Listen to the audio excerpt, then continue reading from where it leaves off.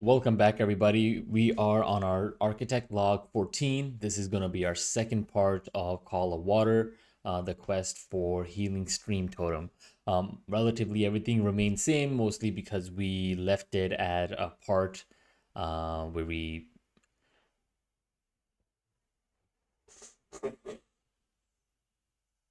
What's up, guys? Welcome back. This is Architect's Log, day 14. We are going to continue the Call of Water, part 2.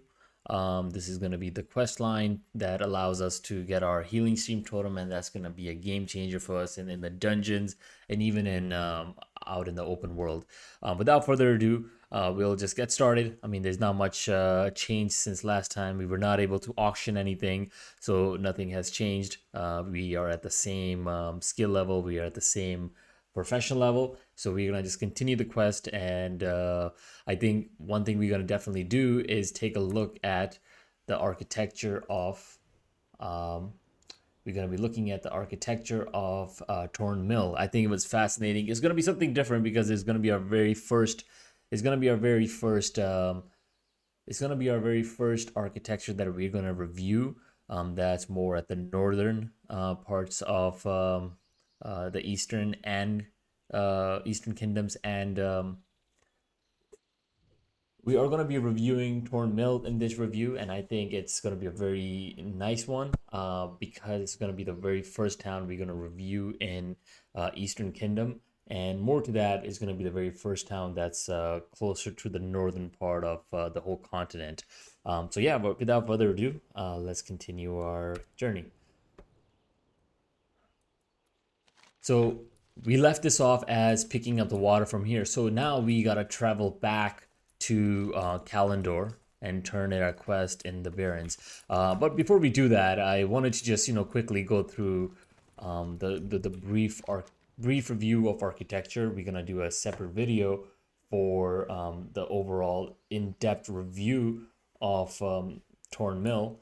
But this is a very fascinating architecture. Like we talk about how architecture provides shelter, cover, and level of comfort that people require. But in this case, it's the complete opposite. Undeads have no need for shelter anymore. They don't have the need for comfort anymore. So that starts reflecting in their own architecture. You can see the architecture deteriorating away, just like their bodies. They're showing skeleton. You start to see the skeleton start appearing on their structure as well. You can see the skin is basically gone. It's not providing the shelter that a human would require to survive in any environment. So very cool architecture. So this is just like a blueprint, and it's like almost like anti-architecture, right? This is not about rebirth. It's basically about decay. It's a town that initially supported life. It provided shelter.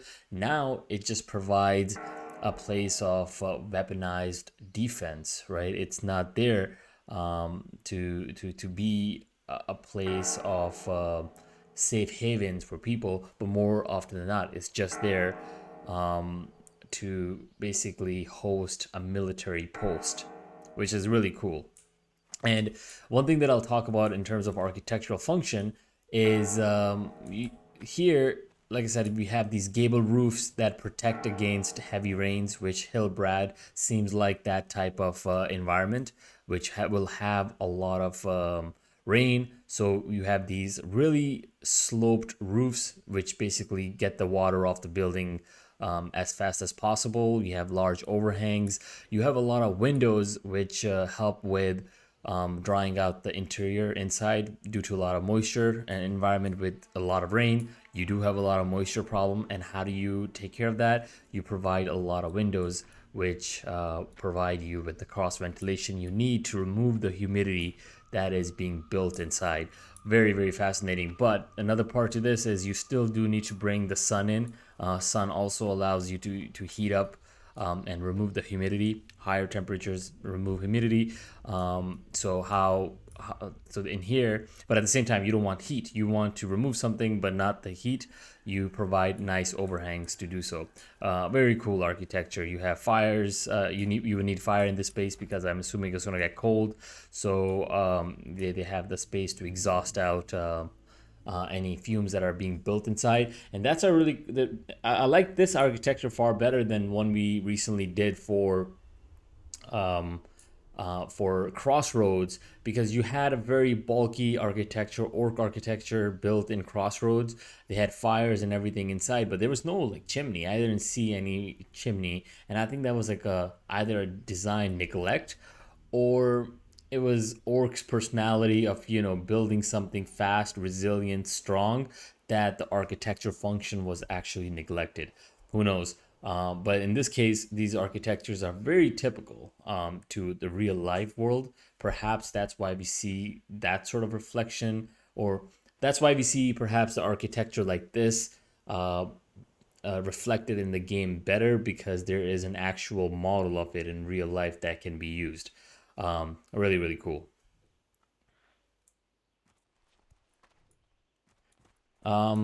Few other things that I'll talk about is what we just spoke about. Sloped roofs providing sloped roofs, sloped gable roofs providing means of removing the water off the buildings as fast as possible.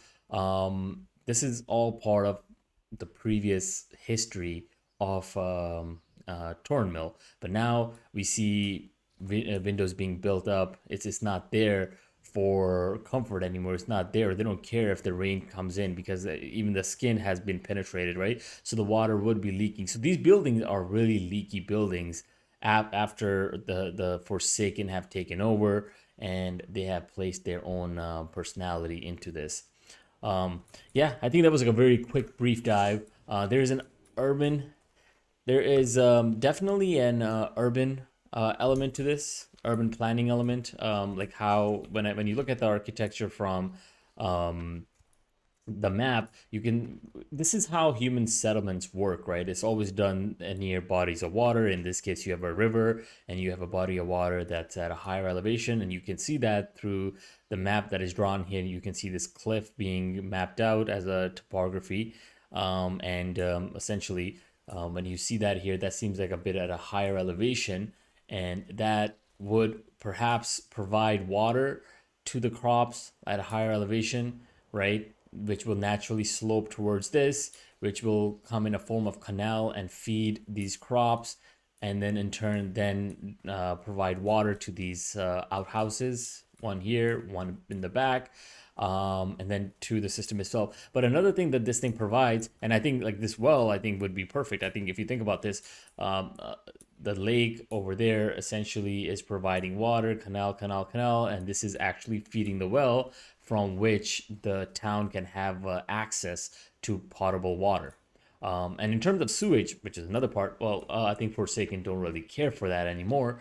But I'm assuming there will be like tunnels connected from here to here if there's any sinks inside, which will actually drain into the water. Solids, all the pollutants and so on would basically drain into the water, into the river, and then flow down the stream and into the open ocean.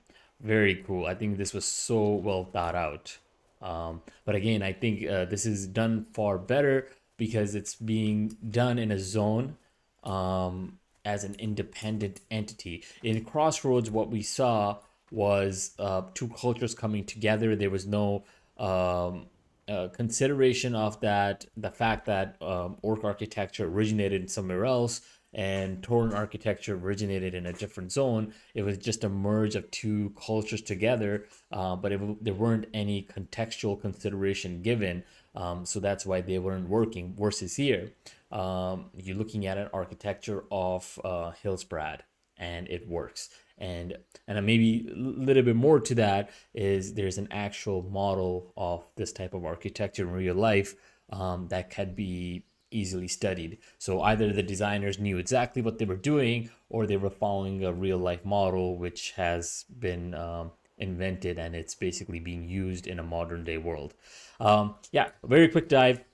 What we're gonna do is we're gonna just hurt back to Orgrimmar, and from there we will head down to Crossroads, and from there we'll run to Barrens and turn in our quest.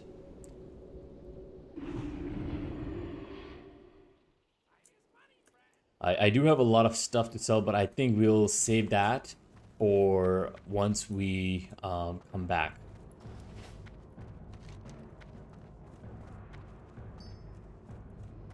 But I think we're gonna limit this this recording to only Call of Water, and then next time around we'll come back and we'll start working on our. We will start working on our a journey to complete the Barrens. What are you? You haven't lived until you've looked down on the world from the back of a wind rider. Yeah, so let's go to, yeah, there we go. One thing I've noticed is that I kind of messed up and I've removed my lightning shield.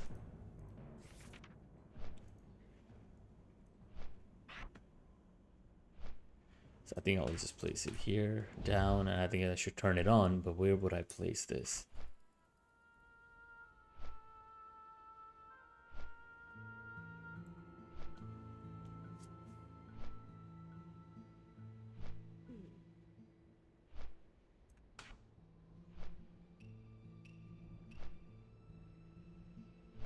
I think I'll place this here. The strength, I don't see myself using it as often, so I'm just gonna place it here for now.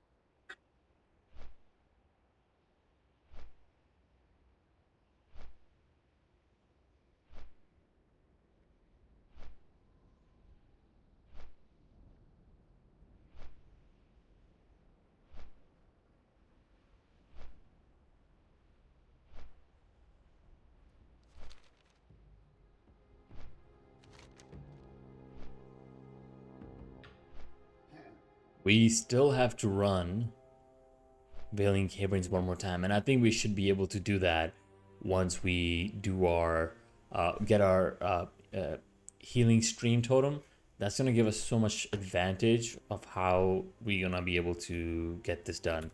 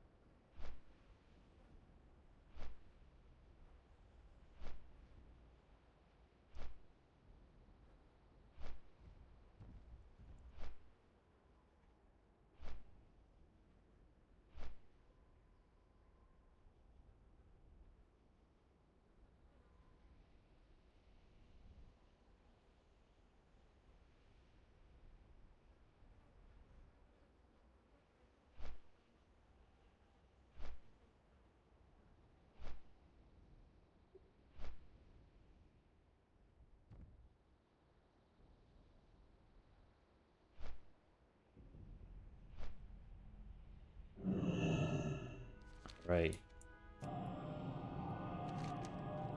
I'm so glad there's a flight path here. Imagine just running from the front to the back. That would have been insane. There is a quest here. I do want to turn that in. No, you know, we're just going to continue.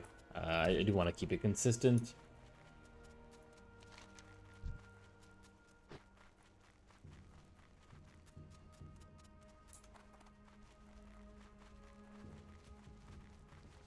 And again, we are trying to... Oh wow, what's this?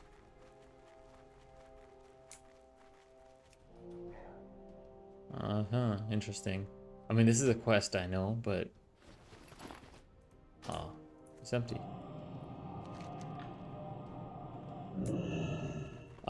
If I do see any... Oh, I think I have to kill him for the quest.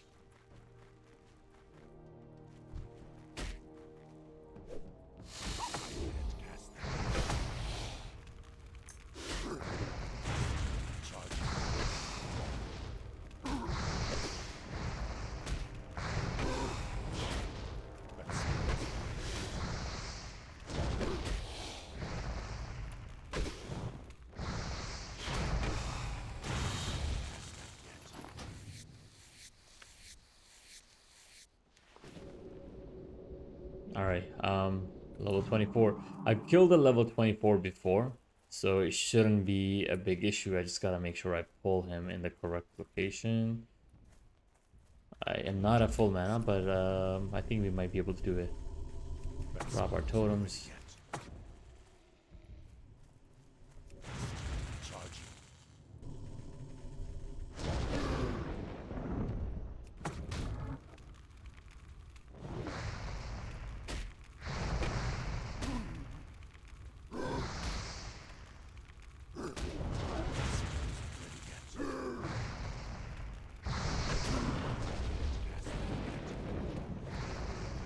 So heal ourselves up to full. Charging.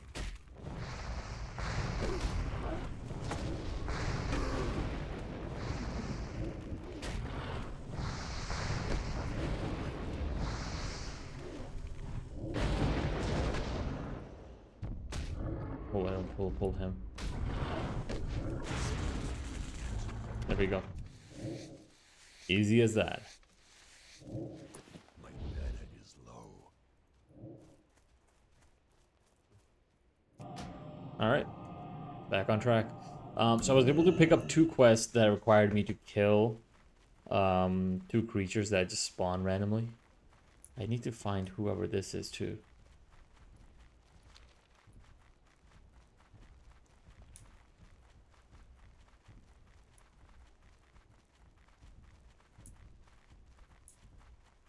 I think I should make this map a little bit bigger. I know this looks really nice and sleek.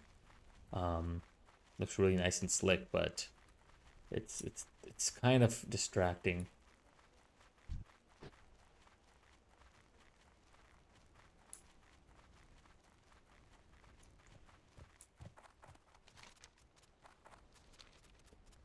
I do like traveling near the mountains or cliff or higher elevations, just because you get better.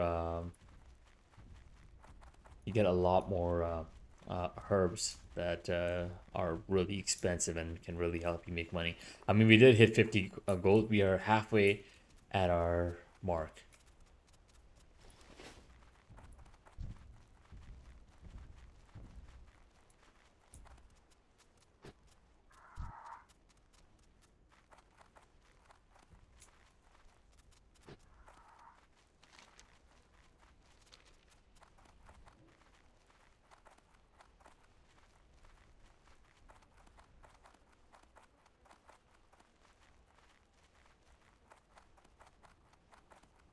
I think it's such a cool way to know if you're in a combat or not, is the camera just zooms in and then zooms back out when you're not in combat.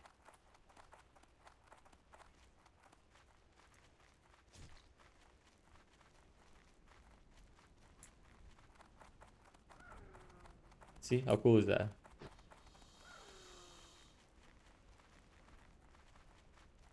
And then you can really see the perspective differently. Like when you play from here versus completely zoomed out. Oh, Mage Rose. Swivel Thrust. Swivel Thrust.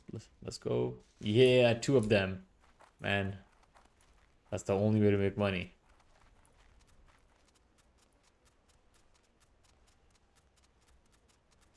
Swift Thistle. Loktar! This is good, adventurer. You're dedicated to the task at hand and have the ability to seek out that which is needed. One more sample is all I need to create the reagent needed for your sapta. Islin will be pleased as well. Take this water deep into the lush forest the Night Elves call Ashenvale. It is to the far north of the Barrens. Once you've entered the forest, travel west, along the mountains that separate Stone Talon and Ashenvale, and beyond Lake Maestral, you will find a holy place, the ruins of Stardust. At the center of the lake, you will find a small fountain. Bring me a sample of the fountain's water. It will be the final component you'll need before I send you back to Iceland. Great, so 1 more sample and we're good to go.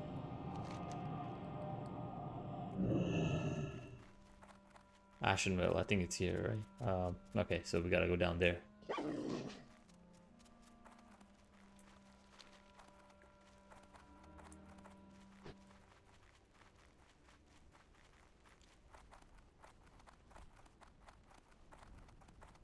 I want to drop by here.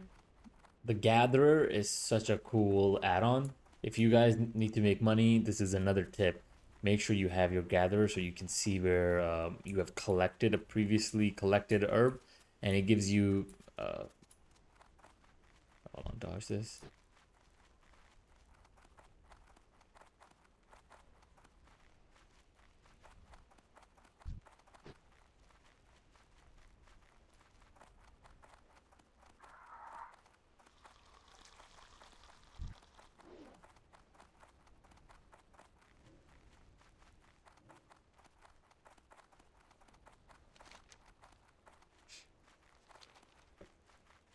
All right, we're gonna just stay on our path.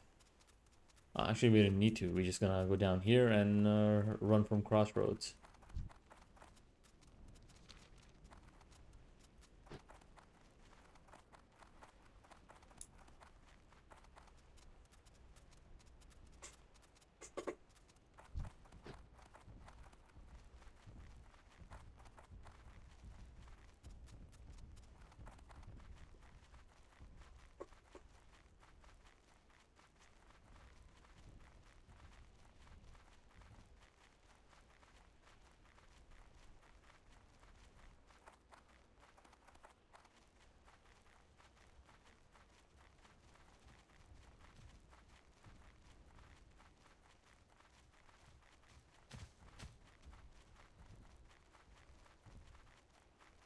Oh, we already got this quest, but we still gotta accept it, don't we?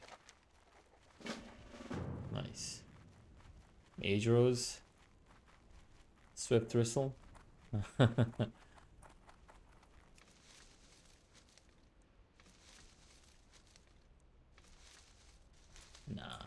can't be that lucky. Oh, we did level up. We did level up. We're just gonna finish this off. Now we have the most efficient totems. It's gonna become really handy with healing stream totem. Pete, where can I send you today, adventurer? To Treat the Crossroads, my Windrider good well sir. as it takes you to your destination. May your ancestors watch over you, adventurer.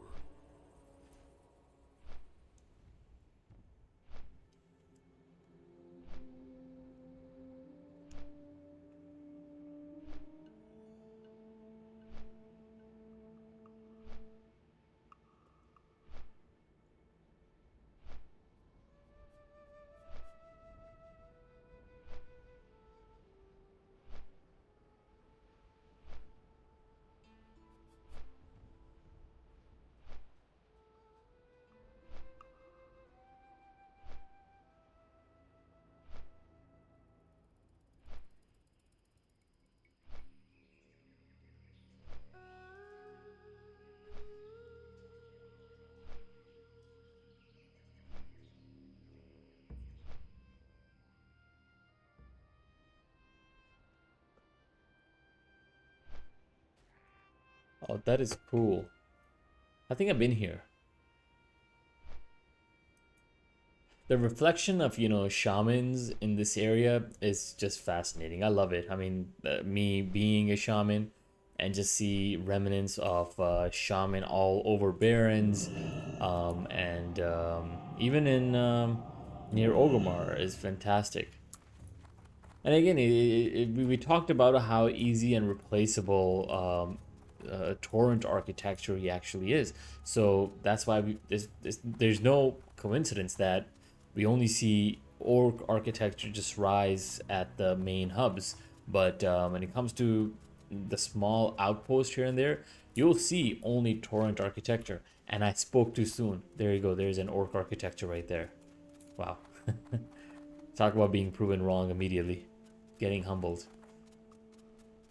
Talk about getting humbled immediately. I'm just curious what this is.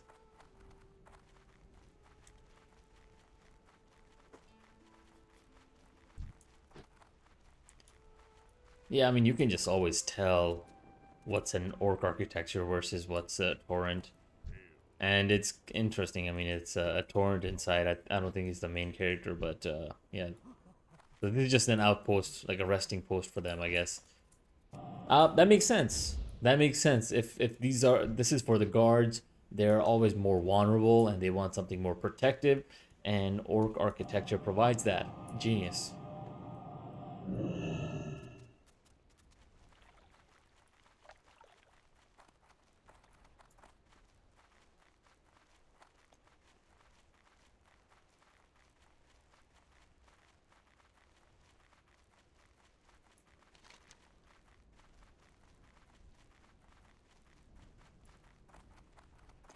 Next time around, I don't think I'm gonna take a flight path to Crossroads. I think we're just gonna come back from the side entrance, and we're gonna work our way doing these quests on the southern part of Barrens, northern parts of Barrens.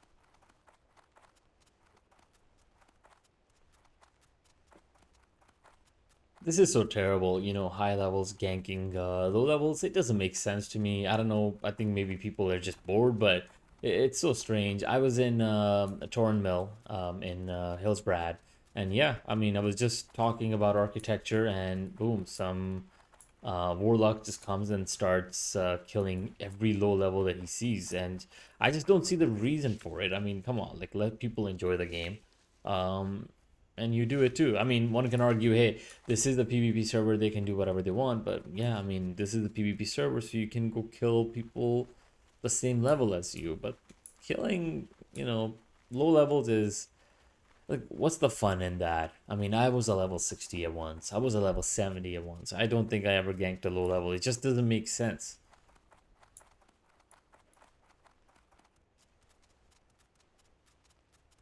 You have to be like awfully bored. And if you are, I recommend going out and taking a walk rather than just staying inside and playing WoW and taking it out on other people. It doesn't make sense. I will never ever get behind that.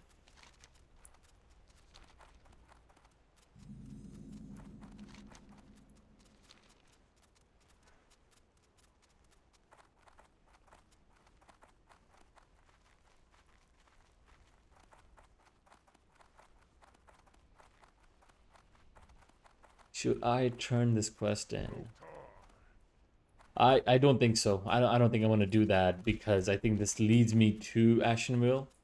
So I think it's just best that I stick to the path and continue down. Which brings me to my next question. Should I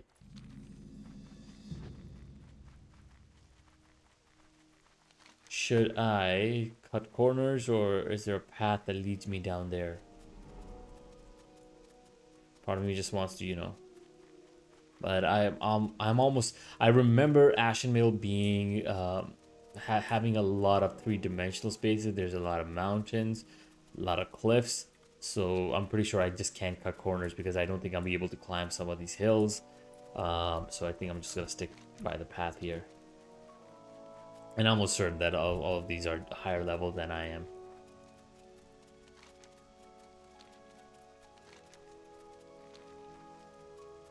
I love the night elf zones. I think they're so cool. I started off my first character as a night elf, so this brings back so many memories. And this is for the future. I think this is for the future. Night elf architectural review. It's gonna be coming soon, but I'm not gonna get distracted today. I know I have to run back, but Night Elf architecture review coming soon, and it's gonna be a very it's gonna be very in depth in the sense that they live in a very unique climate compared to what we have spoken so far. So I'm just gonna leave it at that. That would be like a small teaser. That's gonna be like very small teaser of what the review for the Night Elf architecture will bring, how this is built.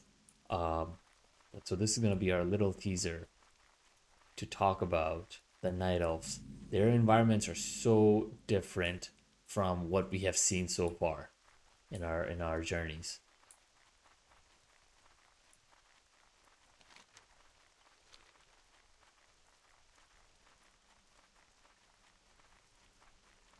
But a quick overview of Night Elf zones.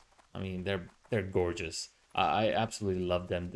It's one of the only zones that I don't consider depressing. There's a lot. So far in Horde, I really enjoyed Barrens, and Malgore was very nice. But man, Orgrimmar environment zone, it's kind of really depressing. Like it lacks so much. I understand the lore behind it, but I think it could have been done in a better way. But I don't know, it was lacking in so much characteristic. It almost seemed like it was too plain, it was too open, and there was too much open space without much there. Huh. Maybe perhaps that was intentional. Perhaps it was because everything was destroyed, so there's nothing there to explore.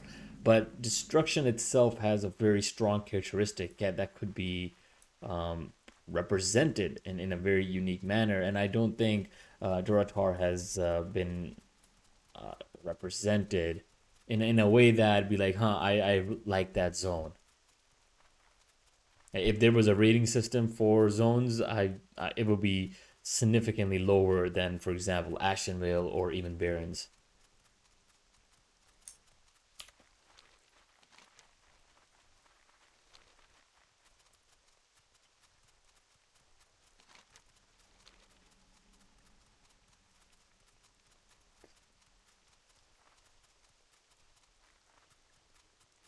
And I think that's a probably a cool future video idea is ranking each zone, but I think we'll do it in shorts, and each zone would be ranked, but we'll go in depth to why it's being in a level that I, but we'll do it in a way we'll talk in depth to why it ranks at the ranking that we'll place it in, and I think that would be a pretty cool way to do a very deep dive of the zone design overall,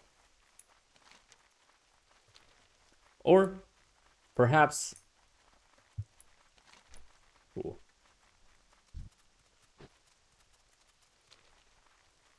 Or perhaps I think it'd be cool to do it after each zone that we complete, we rank it out of. We'll do the math. We'll figure out how many zones we have, and then we'll place it before exploring the other zones, and we should be able to bump zones down and up based on that. And I'm just thinking, should I? Oh goodness.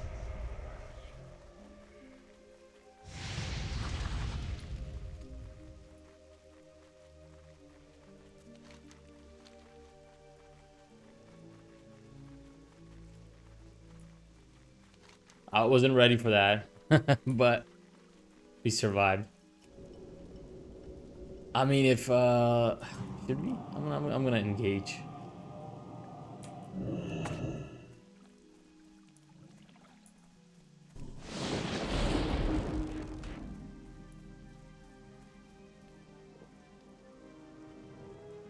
He's level 23.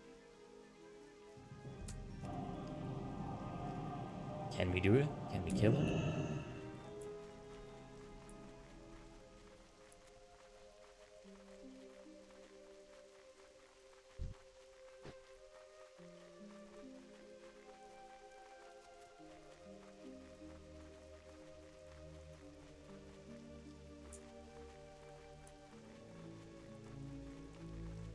I almost forgot that we are in a contested territory, so I need to be really on my guard. We went to Hillsbrad and I was on my guard, but this time I just got too much into the video, into just enjoying the environment, and this warlock comes in.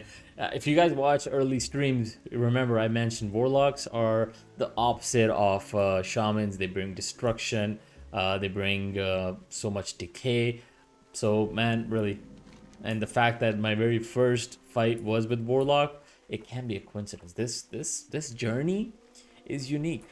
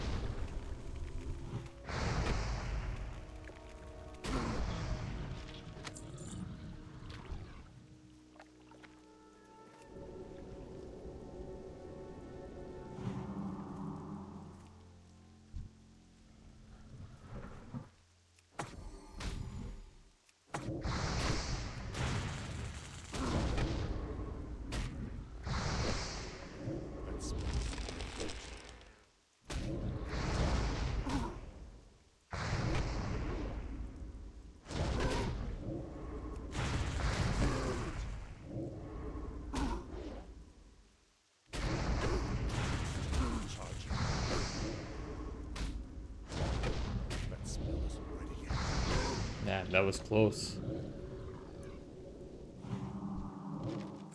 Can I just collect the water anywhere, or does it have to be? I think I can do it here.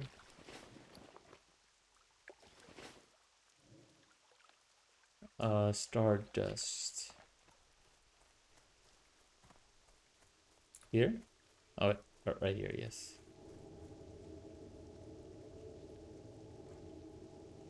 Nice. We are done. I mean, since we're halfway here, I think I should go and get the flight path. And then I can just fly back. It just makes sense rather than running all the way through. And that way this gives us a point of, return if we need to, do... There's a dungeon here, I believe. Like, Deep Fathom or something like that. If I can find a way.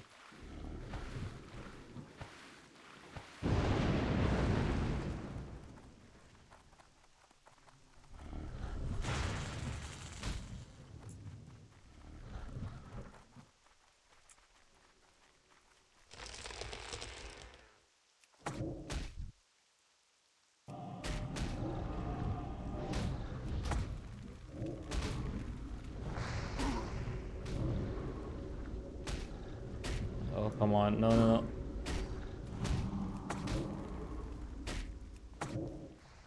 Yes. Holy.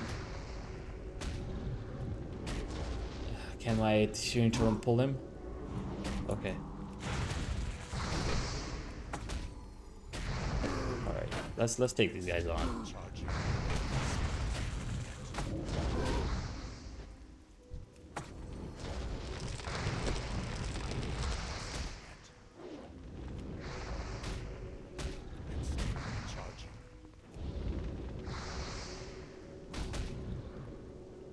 No, no, no, no, no, no, no. Oh.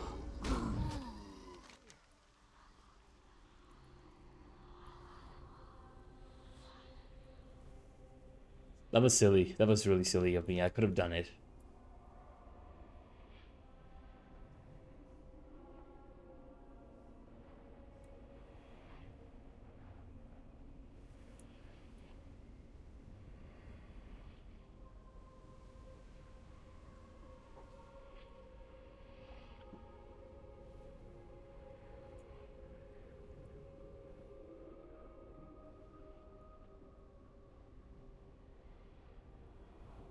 I think I'll try to do it from above the cliff.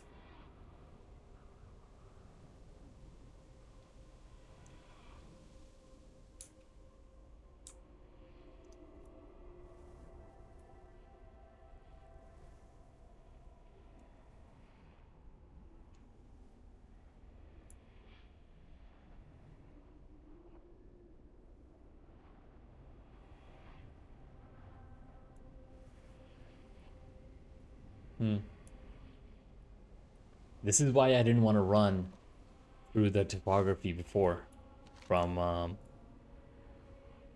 this is why I didn't want to run here from when we first entered Ashenville. I knew there's just too many like hills, and the terrain is just so unpredictable in Ashenville. I'm very familiar with that Night Elf terrain. This is just not. I knew this was gonna happen. Now I can't even find a way to get back.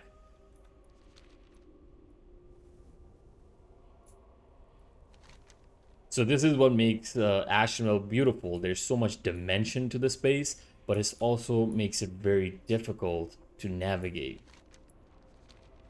Like, it's even hard to figure out how to represent it on a map.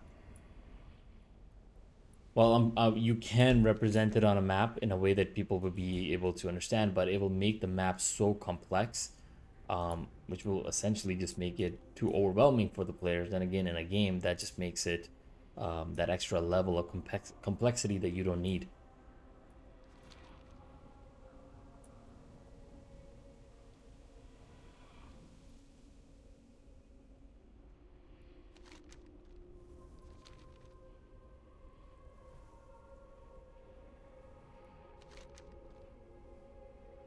How the hell do I get down? Oh my god.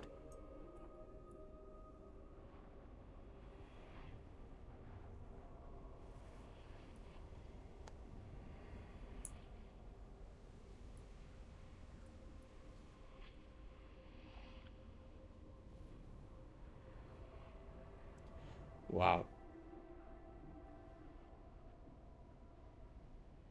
Just wow. I'm just concerned that how I'm gonna get back up there. I think I would need to go all the way around.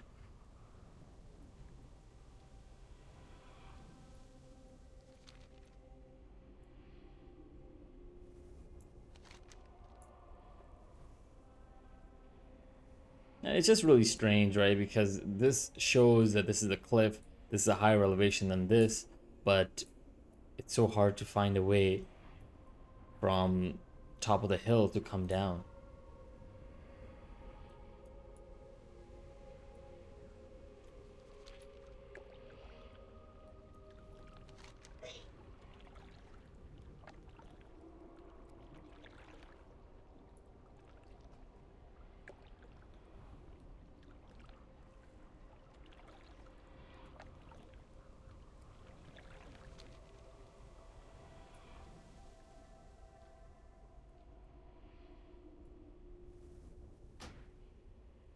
All right, before I res, I was hoping I'll make it at the top of the cliff.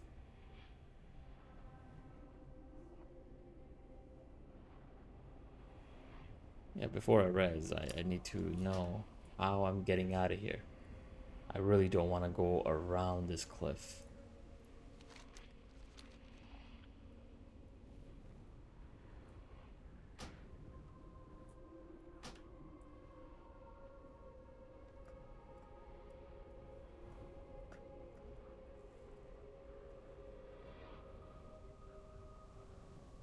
I might just have to. I might just have to. I mean, it's so close, yet so far.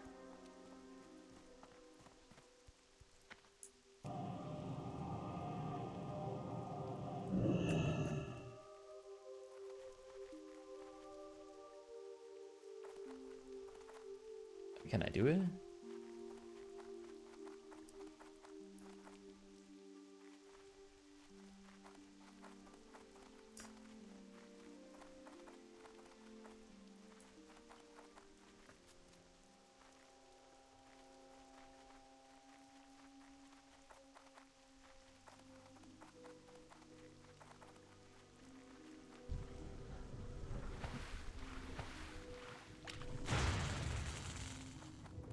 I can't do that yet.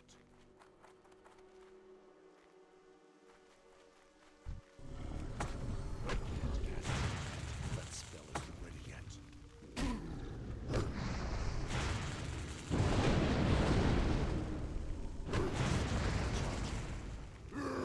Okay, I gotta move away from the storm. The storm is crazy.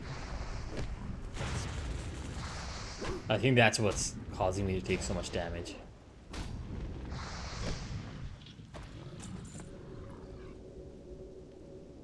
Man, those totems look so beautiful in Ashenvale environment.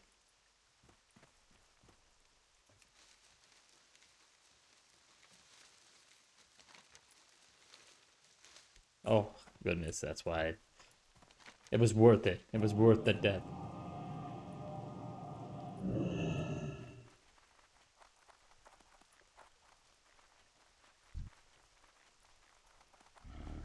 I gotta watch out for these guys. These guys are the ones that do entangling roots.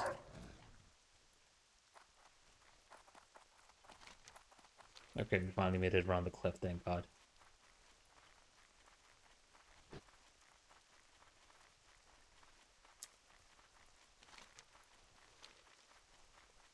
Alright, back en route.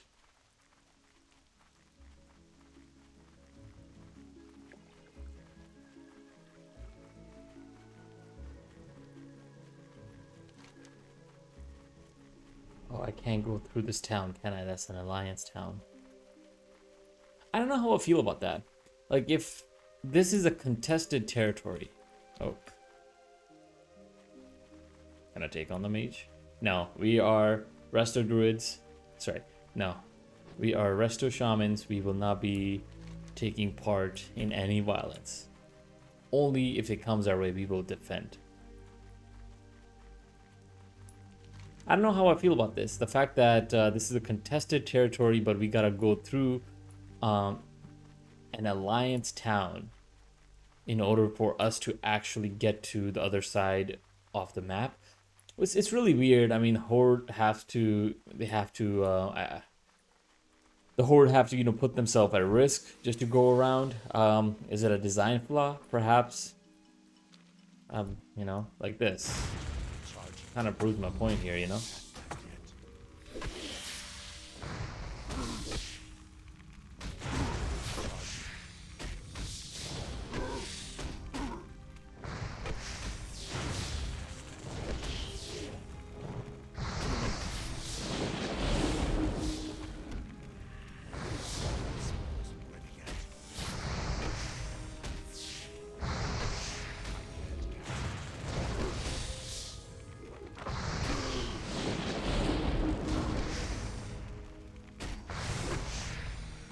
Yeah, I mean, not sure if I'm a big fan of this layout. Like, in terms of ergonomic, you can't like how's a horde supposed to get around, right? I mean, even when you think about these corridors, they're really tough to get around. You have a cliff here, you have a cliff here, so really, like, we just got stuck in this zone. We couldn't get around, so really, we have to fit in these really tight corners.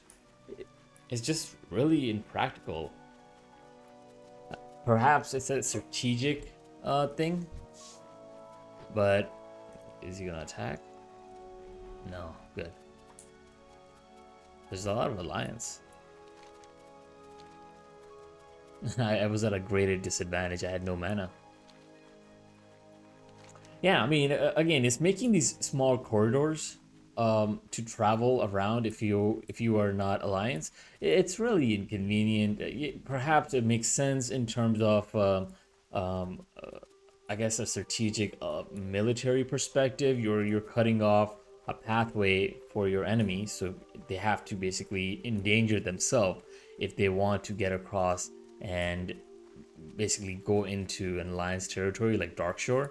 I get that, right? But in terms of game designing, this is not working, right? How do you get around unless there's a path above? Like I do see a dirt path, but I don't know. It doesn't make sense because even if you go up, there's mountains. So I don't think there's an official path that gets you around, unless you're actually fighting all these mobs. Like one of the tips that comes up when you load up the screen is, hey, staying on the path allows you to not encounter too many NPC encounters, right? And that's kind of defeats the purpose if you have an alliance town in the smack dead middle of the path and with level 60 guards, so you can't even like just run through and hope it's the best. Like level 21, I'm probably getting one shotted if not two.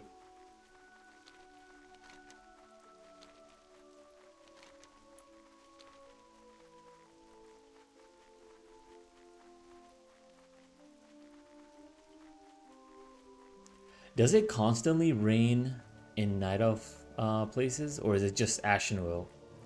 If it's just Ashenville, then it really makes it will really be reflected in the architecture of this place.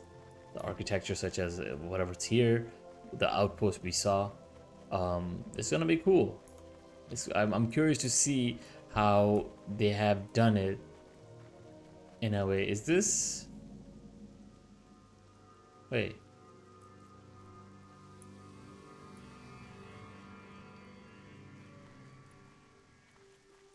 He's not an NPC, right?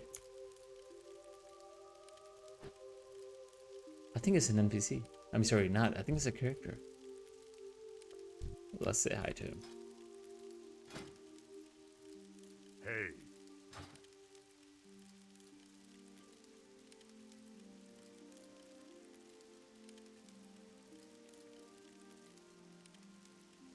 That is cool. I can't tell. I I haven't been around. I haven't been playing World of Warcraft for too long, or it's been a long time. I can't tell if he's a real player, isn't he?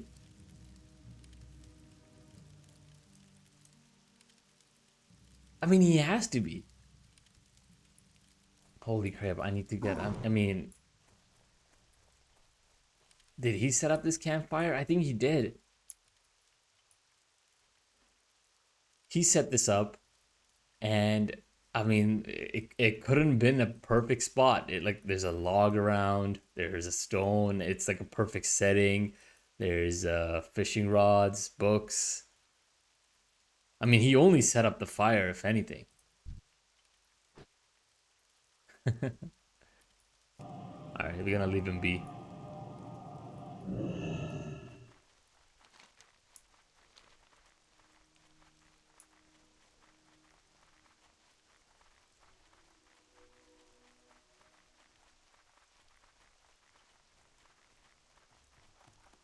This is an interesting architecture. This Where is would you like to fly to? okay. Let's leave that for now. This is your troll architecture. Yeah, there you go. You see the trolls in there. And I think they're far more familiar with a really high moisture environment such as Ashenville. Very interesting architecture. I mean, it's gonna be it's far different than what we've seen so far, and it's far different than Night Elf architecture. But it sort of screams, it sort of has a homage to the Torrent architecture. Like there's definitely more like a stronger cultural presence of a troll. But whereas it's I find troll architecture to be the perfect combination of orc and torrent architecture. I think that's the perfect fusion. And in Barrens, that actually would have been a pretty good way of designing it there. Troll architecture should have been in Barrens rather than just two different architecture from two different zones, two cultures coming together. I think troll presence should have been better at Barrens than both individual architecture. But this is cool because it's we're in Ashenville, and I think it's just a very high moisture environment, and their architecture is a little different. It's really it has a lot of pitch, right? And it allows the water to drain off really quickly. Yes, but it's fabric. It's fabric. I don't know how I feel about that. Fabric, like one small opening, like how, regardless of I mean, okay, let's go back a bit. They did a high pitch roof, which allows you to not have water that comes in. I mean, by the way, it's a beautiful view. Like, look at that. Just looking out in the open, I love it. It's such a cool atmosphere. The ambiance is there. The open feeling. Again, you want to have an open structures in an environment like this, high moisture, so you have a lot of airflow that dries out the interior of these structures. But and yeah, and a high ventilation. It's not just to bring comfort to the people inside, but it's also to protect your material. You don't want to have high damp area and then close it off, because that moisture is gonna rot out all this wood, all this fabric. It won't work. So having a highly open structure allows the water to come in. It allows the wind to come in and dry out this material. So it provides comfortability and habitability inside the structure, but also it provides a means and methods for the structure to not decay or rot. So very cool. However, this is my problem with it. Do you see these stitching? No matter, I can't think of a way for us to stitch a material in a way that's not gonna leak. There's just no way. Like, yes, you're providing a um high pitch, which allows the water to drain off really quickly, so that the structure won't sag under the weight of all the accumulation of water that's over it. But like, how do you? I don't know if this works. It's really cool concept. I love the aesthetics of this structure, but it's not working. It's gonna leak. It's definitely gonna sag. regardless, like this is what's gonna happen. This point right here, it's gonna create like a small puddle, and that's gonna sag, and it's gonna make this other part sag. And I'm also curious to see how this pitch is being held up. Like there's no reinforcement. Like you have, I mean, there's a horn or a tusk at the end, but there's nothing supporting here. But I don't think this is working in this environment. It's not really good. This, on the other hand, definitely is not working because it's open from the roof, and it's perhaps they did it in a way, and I think you see that this structure, it's worse. There's no windows. There's no way to cross ventilate. This doesn't work. You can't have cross ventilation like this, right? In order for you to have cross ventilation, you need to have a high pressure zone. So if this is a high pressure, you can't make this into a low pressure because the air inside. Let's think. Hold on. This structure is definitely not working. It's not, right, because first off, the roof is open, so there's no protection against it. So in an environment like this where it's constantly raining, why do you need a structure like this? It doesn't make any sense. It just doesn't. And then on top of that, there's no windows. Think about like how damp it is inside. Like let's say you close this off, because you need to close this off in order for you to have protection against the rain. There's no windows. Just imagine being inside and it's like damp. This wood is gonna rot. This is gonna rot. This structure is gonna fail within 1 year of being built. Easy. And there's another problem I have with this structure is the sourceability of this material. Like while I agree with the fabric, it's easy to transport, right? Like how do you take these tusks? Like where are these tusks coming from? Are they coming from Malgor? I think that would be a very cool way to think about this. Is like, well, where, how are they sourcing this material? These skulls seem like there are raptors or they're path striders, well, the animals that we have seen in Barrens, which makes sense. That totally makes sense.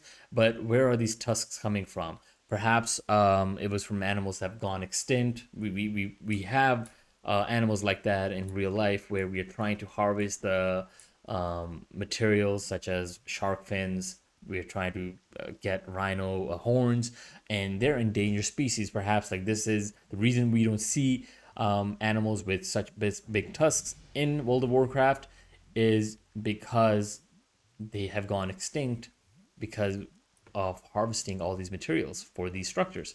Now, that's one issue.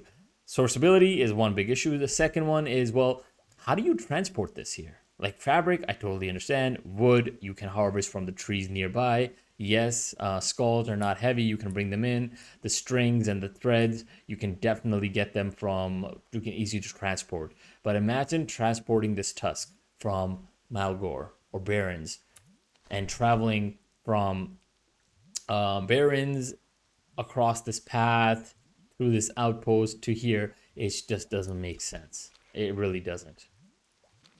So I love it. I think it's a beautiful town. It doesn't work architecturally. Aesthetically, I think the only purpose it's serving is creating a presence of a culture. Architecturally, materiality doesn't work.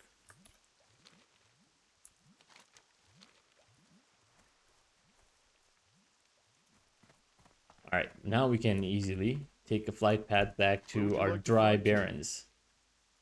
Farewell.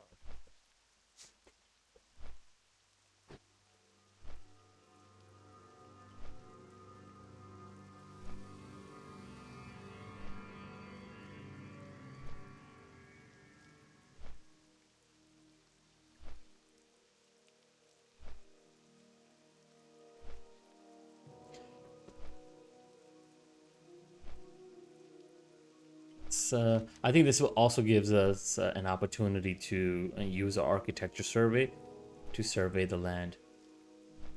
Yeah, the Night Elf architecture we'll definitely have a lot of fun with. I think that's far better suited for this environment than what we have seen in terms of troll, torrents, or orc architecture. which kind of makes sense because they're not up this environment, right? Uh, Trolls, orcs, and torrents.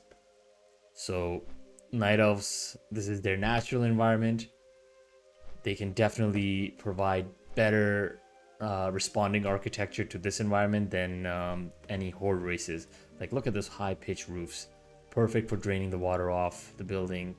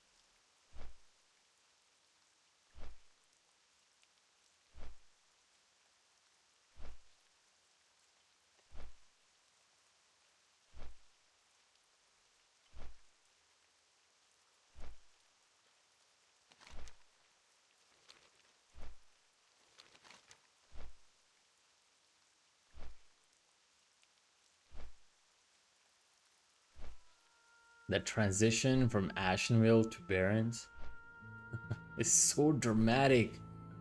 Like, look at those trees just fade, and then you have a little bit remnants of the trees here. I think, but they're from different zone, and then they just slowly start to die off. And then you are in Barrens, which is just a desert.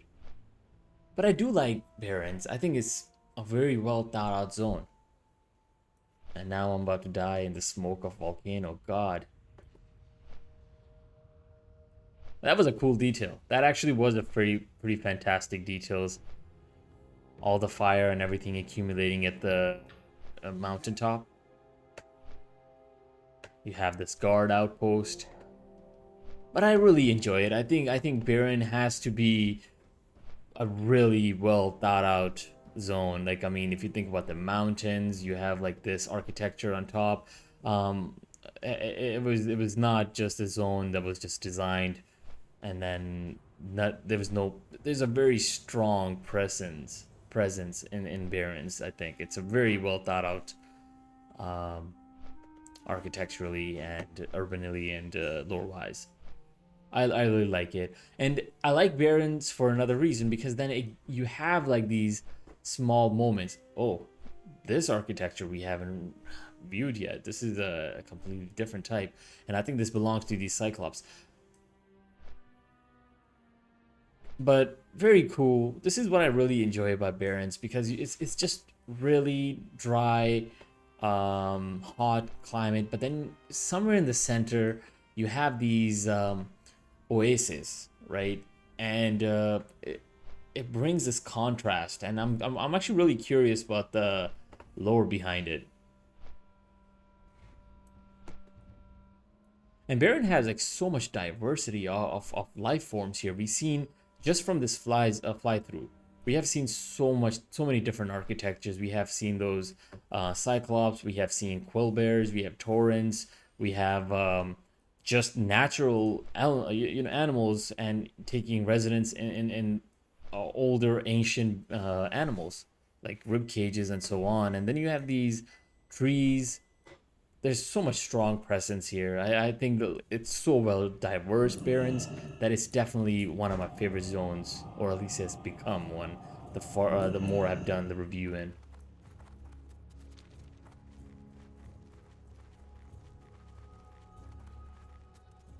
I think by the time we get to the girl, we're able to use our Hearthstone.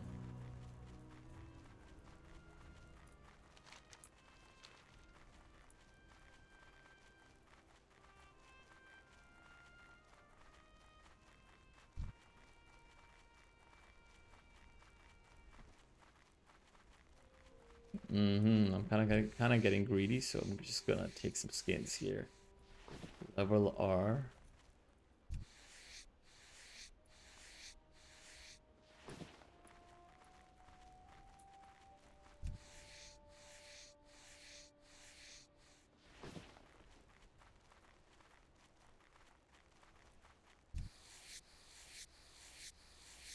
Ghost Wolf, being able to harvest skins and herbs in Ghost Wolf is gonna be a god tier way of collecting or farming. It's gonna be great.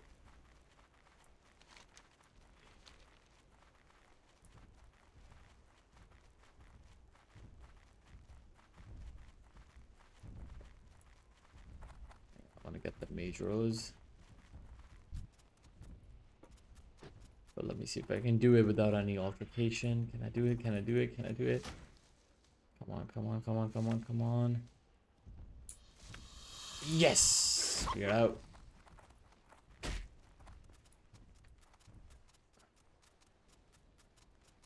And we got Swift Whistle. That's a gold.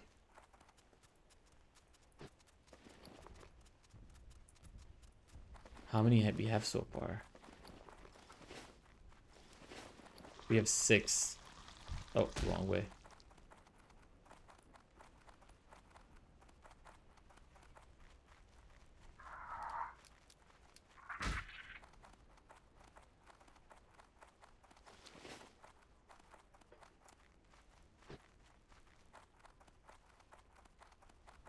The presence of architecture is so cool. I mean, look at this approach. I'm telling you, Barrens gotta be one of my favorites. Like, there's so many cool moments.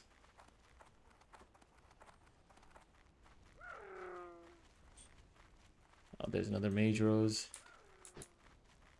Okay, let me see if I can lose these guys. Wow. Just trying to be slick, but that's not happening.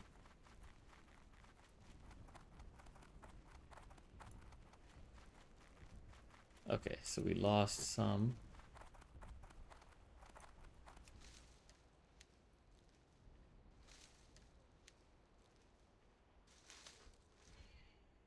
There we go, more Swift Bristle.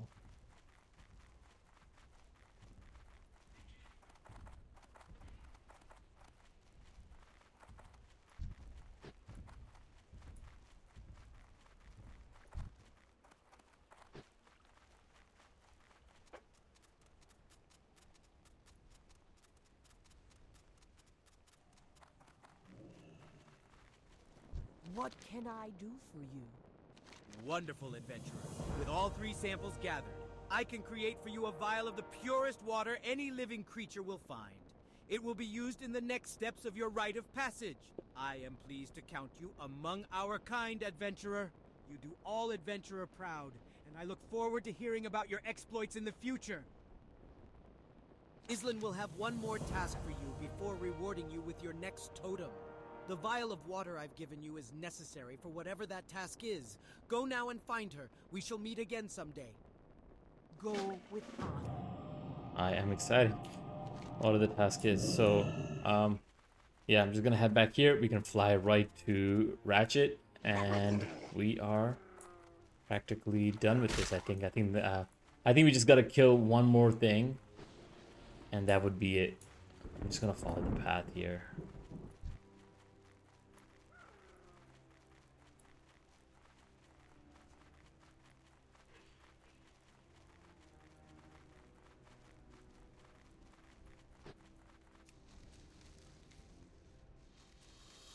I get it. Oh, wasn't lucky this time.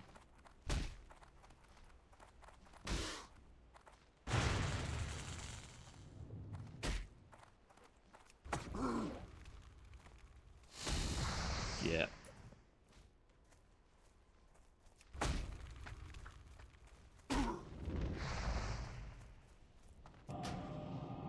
It's all about the searing totem. It really is. Like, if you're dazed, if you're stunned or slowed, Earth binding totem really can't help you. It really can't because you're slowed already, and you need something that takes the aggro off immediately, and that's searing totem.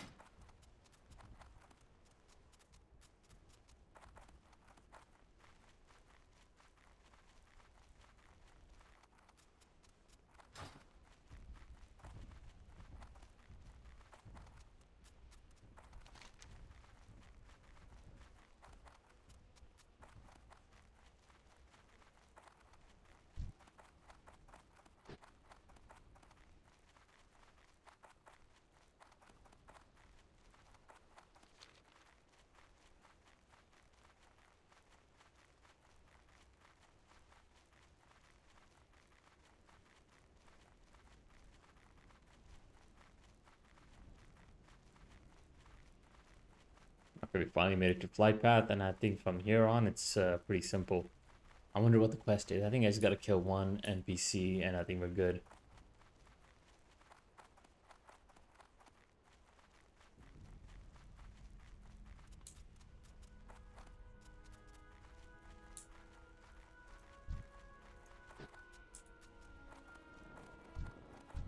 Though the Crossroads seems to be the center of activity in the Barrens, I prefer the quietude of Camp Tarajo.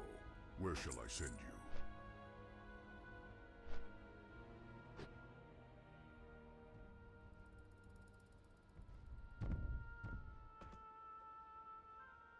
Oh man, those herbs are so cool. I could probably make like 2 gold just from those two.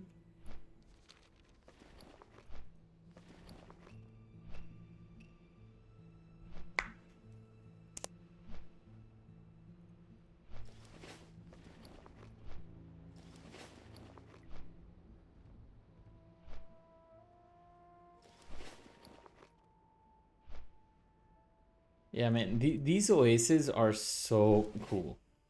I'm curious to know what the lore behind these are. Barren is very dry. I think it might be connected to the Wailing Caverns, perhaps. But something definitely worth exploring.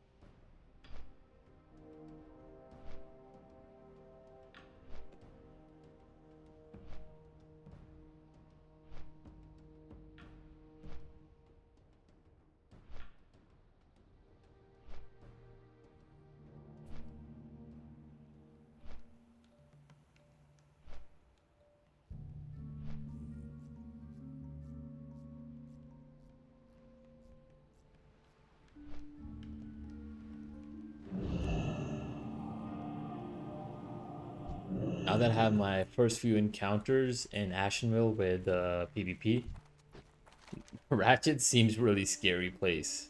There's always high level just there you go going by. I don't think I have PvP turned on though. No, I don't. So we're good. Should I? I think I'll have it on once we start hitting majority of PvPs.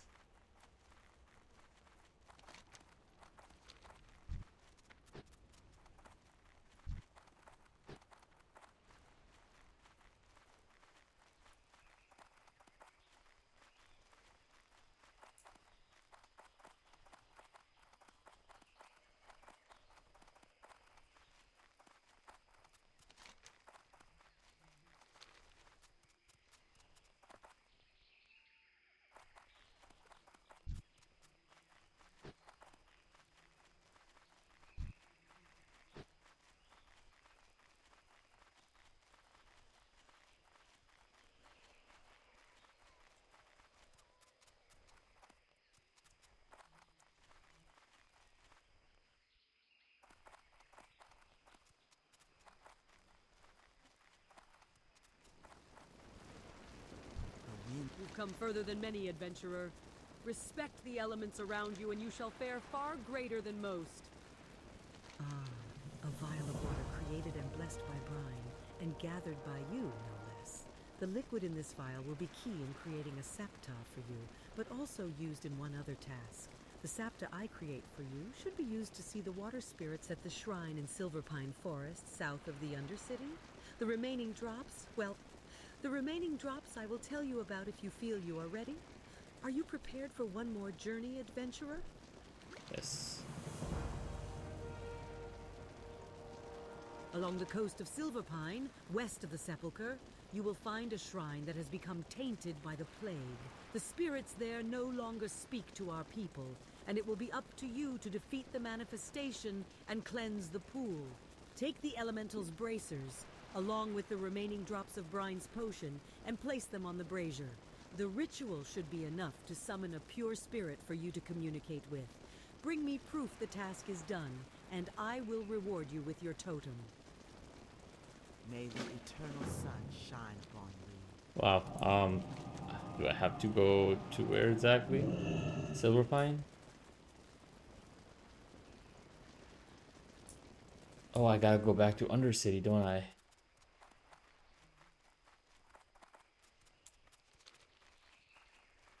And this is turning out to be a much longer journey than I expected. I just might have to call it for now.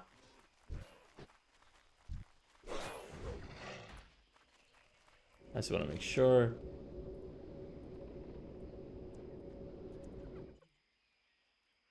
Silverpine.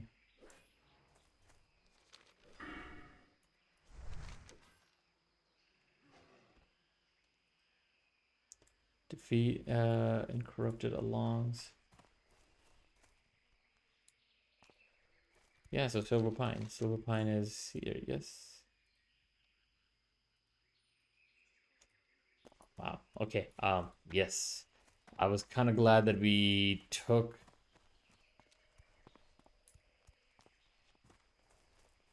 What am I doing? So we gotta go back to Undercity, and from there we can take our flight path.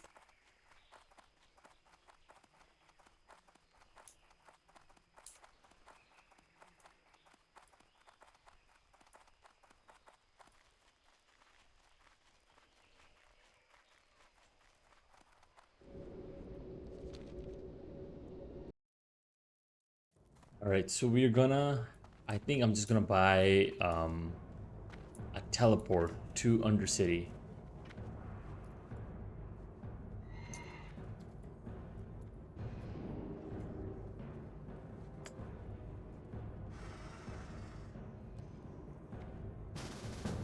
Wow. I like how they're just ready.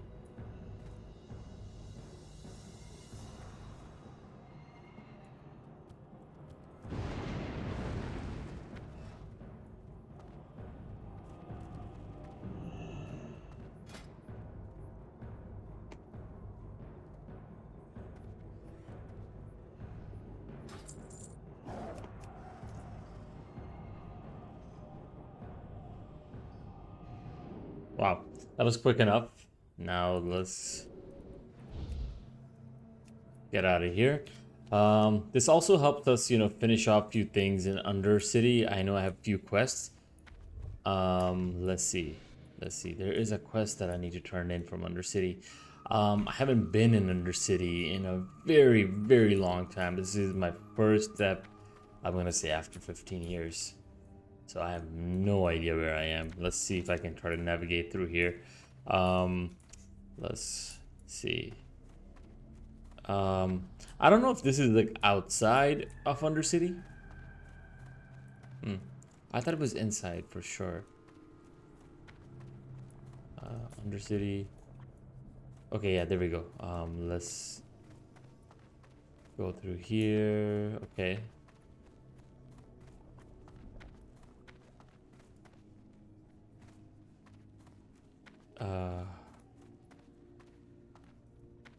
I'm just trying to follow the maps, but okay, so I think this is like the outer circle, and we'll just enter through this, and then I think that would be it. Oh, can I? Oh, yes, very nice. I'm glad I can use at least Ghost Wolf.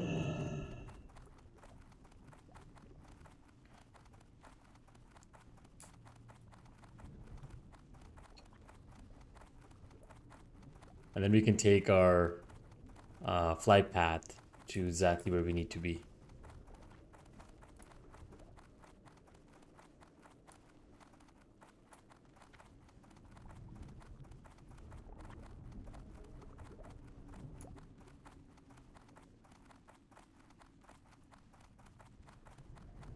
Okay, and then from here.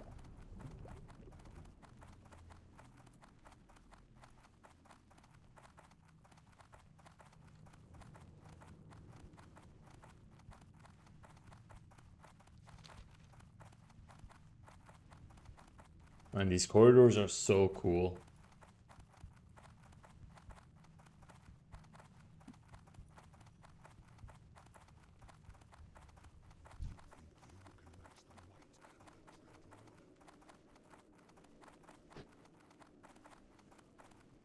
How will this benefit me? Don't waste my time. I'm always on the winning side. This is... Oh, this is so much better.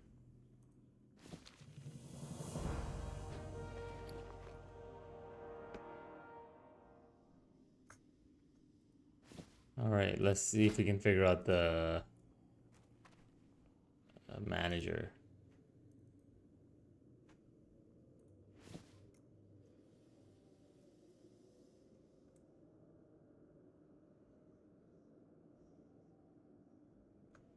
Alright, click to edit, override, done. Let's put this on. There we go. Right click to edit, override.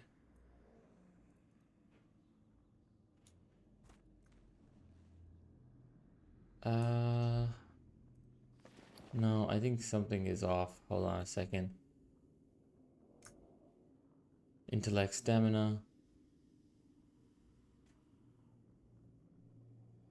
Strength. Okay, so I think this becomes obsolete. So I think I want to keep this. Override. I think this is a good one for spirit or intellect.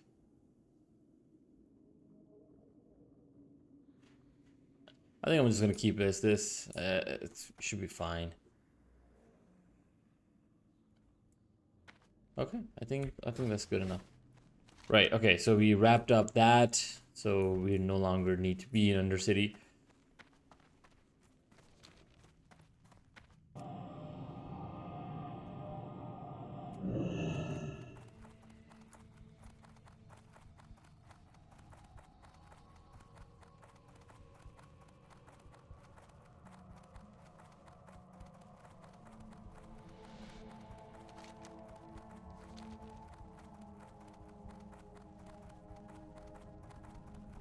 Can I make the jump?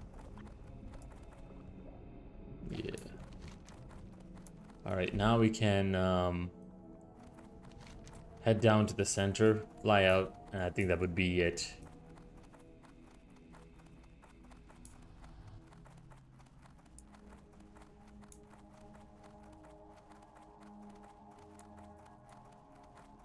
Canal.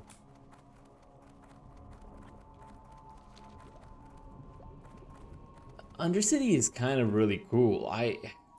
The very first impressions, this is like the sewage area of where Lordron, how it functioned like behind the scenes. So it's kind of interesting. Like I'd see this How may I be of service? as not a place that was designed to be seen. It's a like these things leaking. I'm assuming like this would be where sewage would fall, and this will become a place of sewage, and then it would exit out through the sewers, right? Like all of this sort of collects here and then goes out, and then these are just like service tunnels, something like that, because it's really strange. How may I be of service?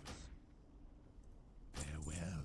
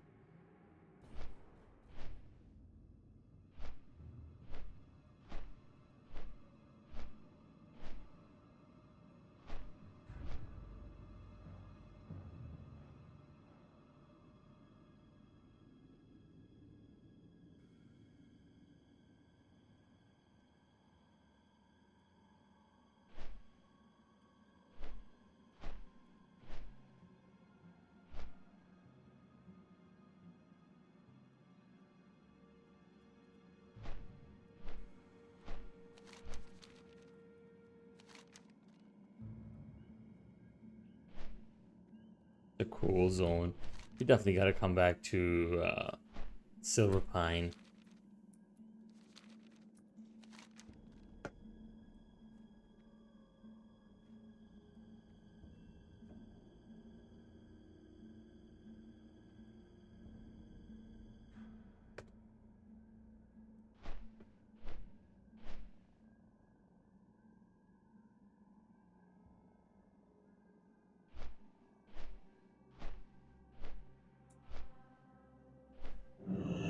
All right.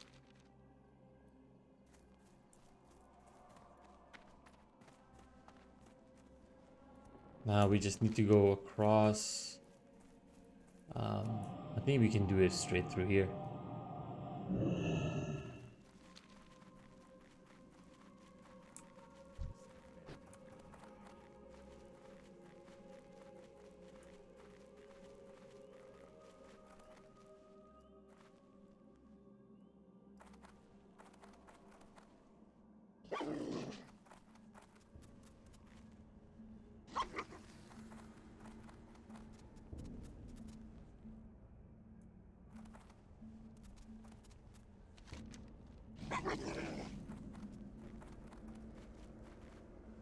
I gotta be I gotta be more selective to where I'm jumping from because my health is going down.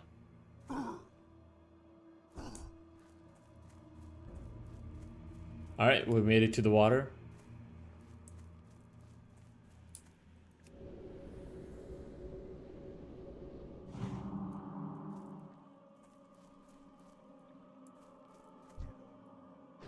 All right, what are we doing? I think I have something in my bag that I can use.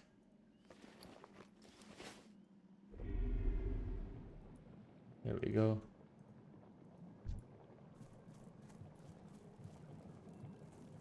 All right, let's do this. Drop our totem.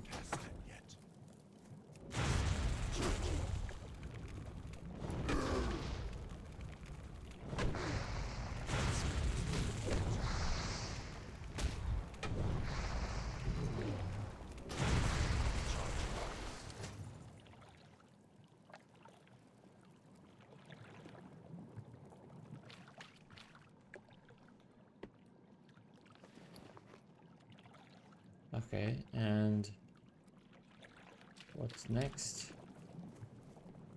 Right.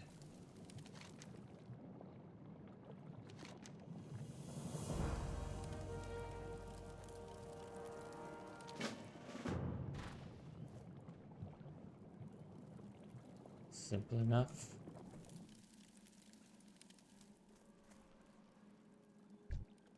Who do I need to speak to?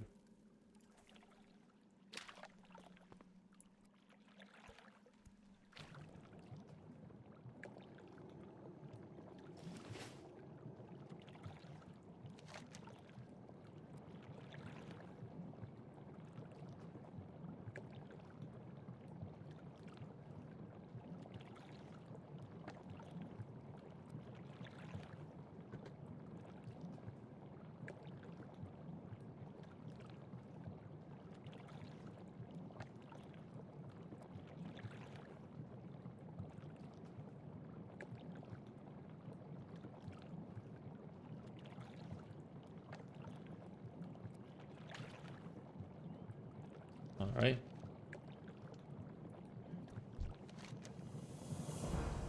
Corrupt life wanders up to shamans to protect life. Yes.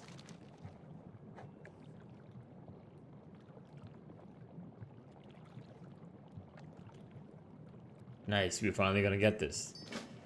That was a much longer quest than I expected. I wonder what this quest is though.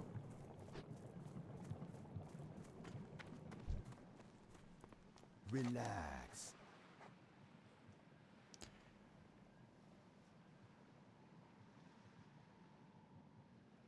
If you fail to speak to the water manifestation.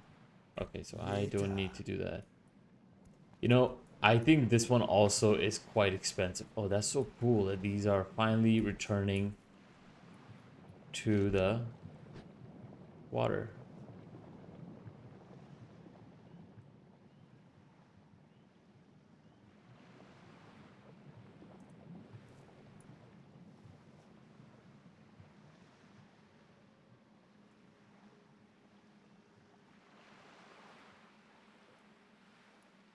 That was cool. We finally got our thing done. I'm curious to see how much this costs. I think uh, strange kelp is quite expensive as well. I hope I can. Oh, I can definitely do it.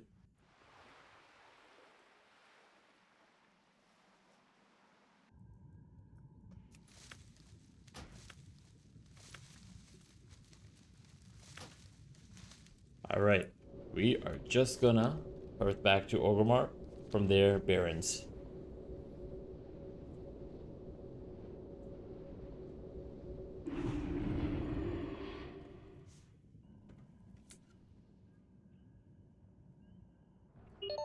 Oh, there was a heavy lag there.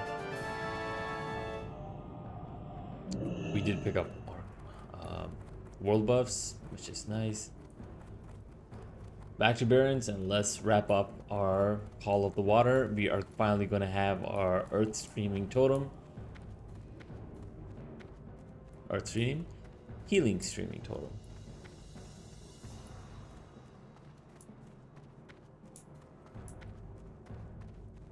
You haven't lived until you've looked down on the world from the back of We a gotta wind go to rider. Ratchet.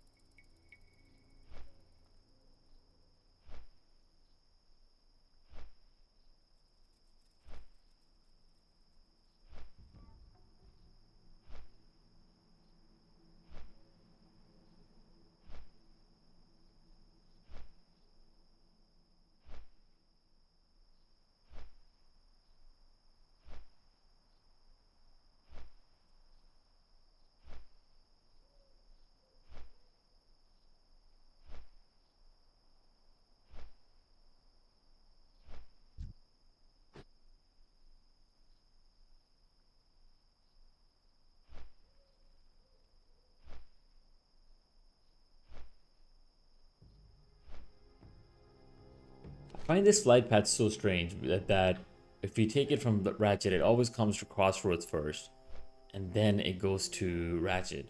I just don't see the point of that.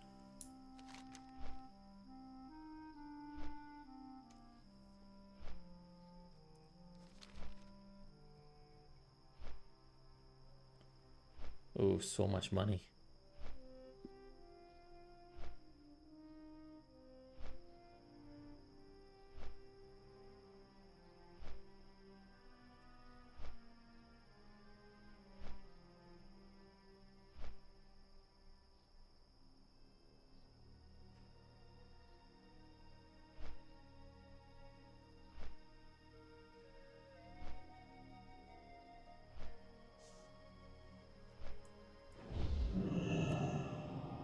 Talk to me.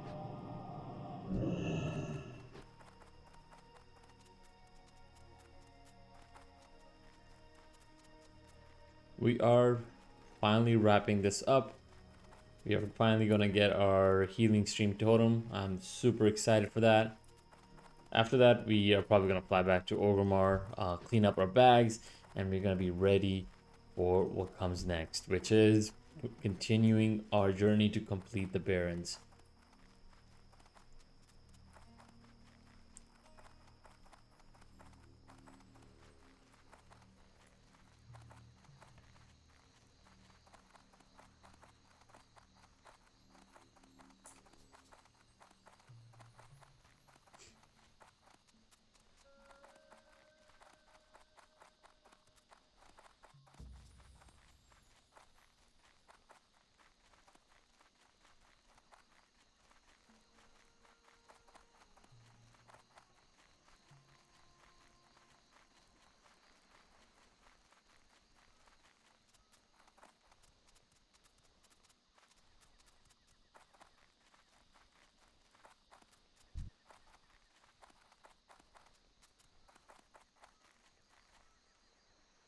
we are.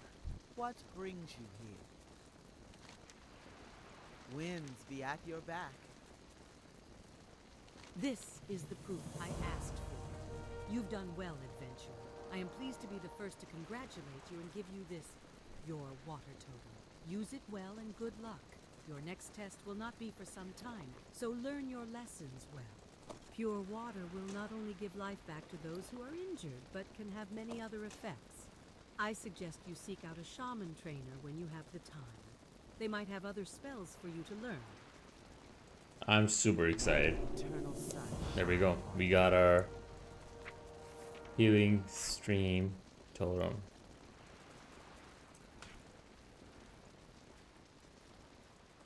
Oh, sorry. It should be. There it is. Look at that blue color. We got it. We definitely need to do something like this.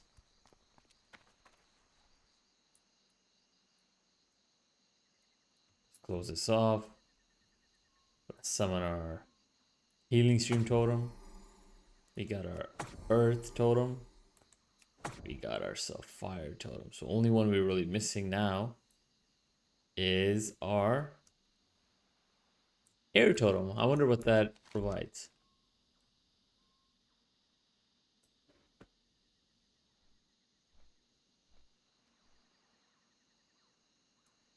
That is cool.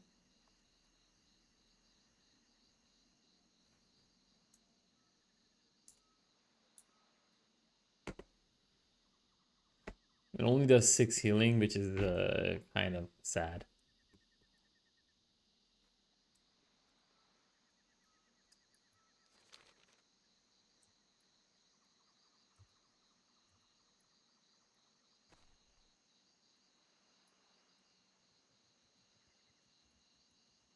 Oh man, this is so cool.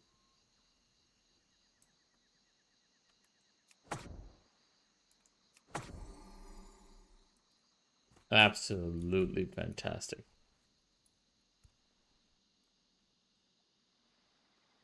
That's it. Well, this is it, guys. We have reached our healing streaming totem. Healing stream totem? Yes. Been very excited for this, and I do need to make a macro for this. I think that will go at the very top. But it's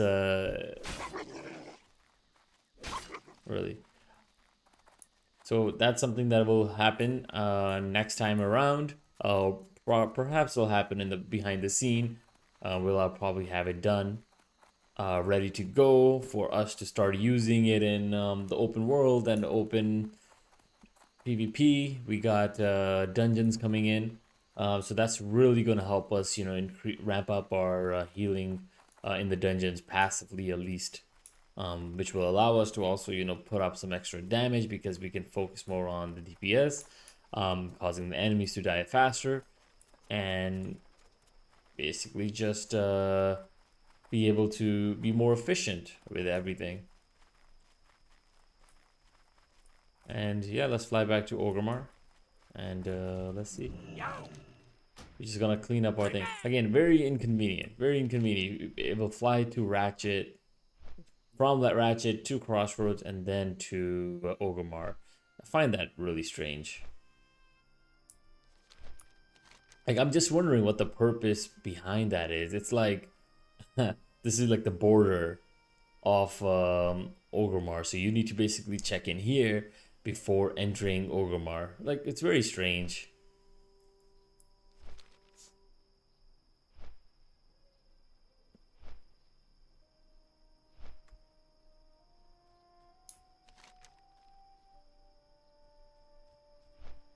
I think it just would have made sense me just like flying here. At least I was able to pick up those herbs that we saw on the ground.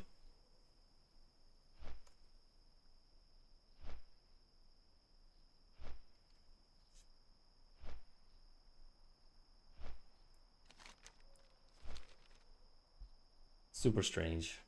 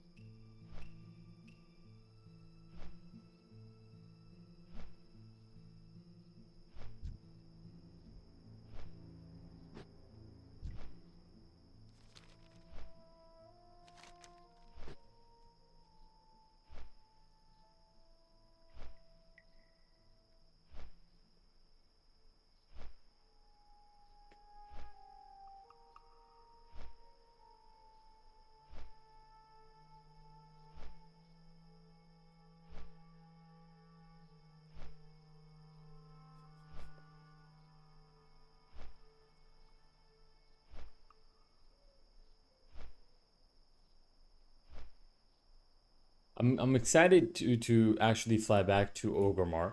This is my first time flying into Orgrimmar. Usually I heard back.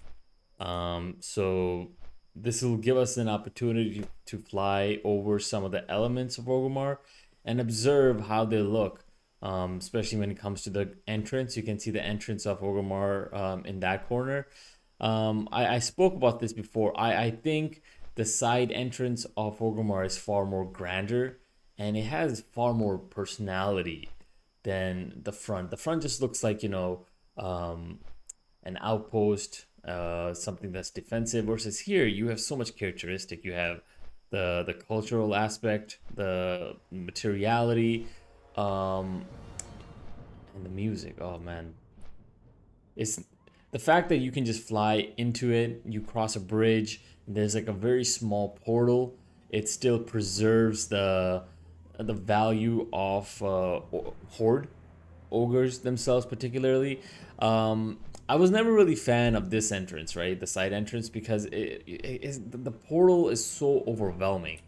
The portal is so overwhelming, if you ask me. Like if I just look down here, for example, it looks gorgeous by itself, right? But it's so overwhelming. But there's nothing. The square itself is, uh, it's not really well designed. Perhaps in a sense of the city itself, it makes sense. Perhaps this was carved out by the water, erosion happened, but I don't know. I feel like this is definitely done by orcs themselves, and I just find it really weird. I find it so weird that they had to create this grand gesture of creating this Z-looking corridor, but for what purposes, right? It just doesn't make sense to me. It's very fabricated, but it's not grand. But I mean, it does make a grand gesture in a sense that is saying that this is a very protective city. Again, it feels like you're walking into a war zone, and every time I talk about this, I just answer my own questions. Orc architecture is all about defense and it's all about aggressiveness. Like it doesn't really follow any concept of environment. It's just there to make the stand saying that, hey, I don't care what the environment is. This is orcs are who we are, and we basically take over the environment which we're in. We shape the environment in which we're in. It does we the environment caters to us rather than us catering to it, and it's super interesting. It just I every time I go into see, as an architect, I always had this concept of, we need to work with the surrounding areas. We need to be harmonized with the nature, with the land, with the environment, with the climate, right? And orc architecture basically throws that right out of the window, and it says, no, we do it how we want to do it. It doesn't matter what the environment offers us. We will take it and we will manipulate it as we want.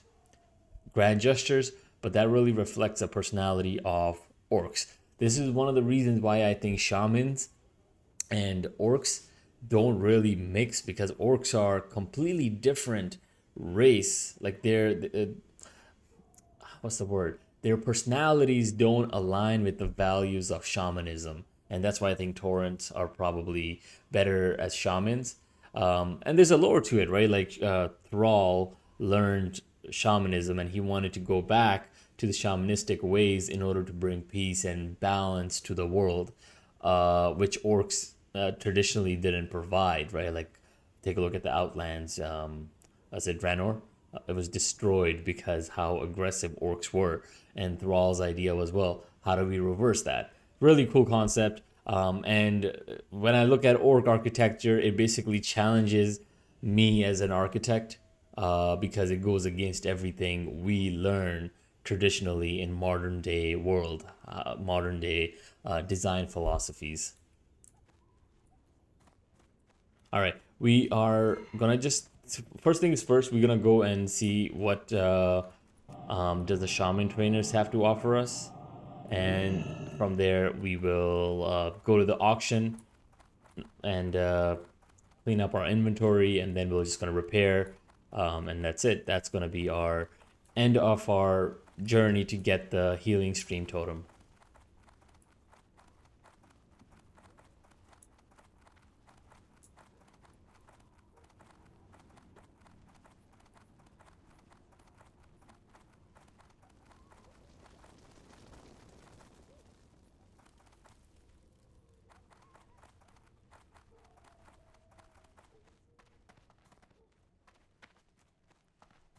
P. The spirits have guided you to me. How may I be of service? All right, so fire, water breathing, nice. Okay, we got some serious. Shall meet again. We got some serious upgrades. Let's go ahead and place them in. I definitely need to get a better add-on that just basically does it for me. Water breathing. Let's go and put it. Let's put it here.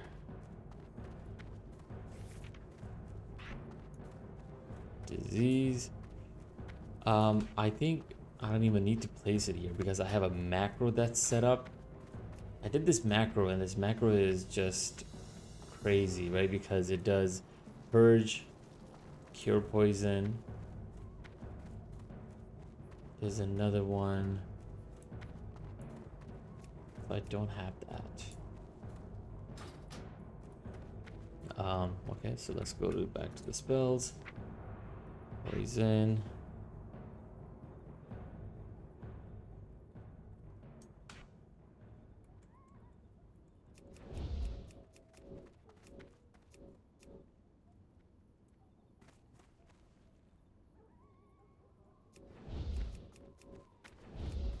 Huh.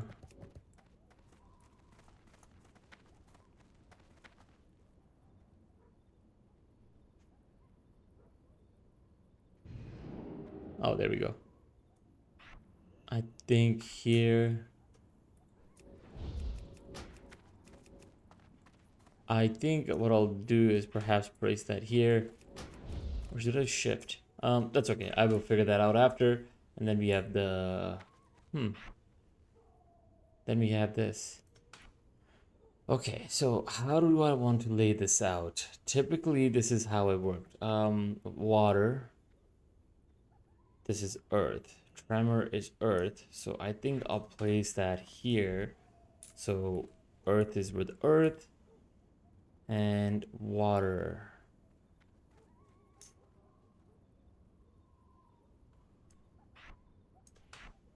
I think this is the right way to do this.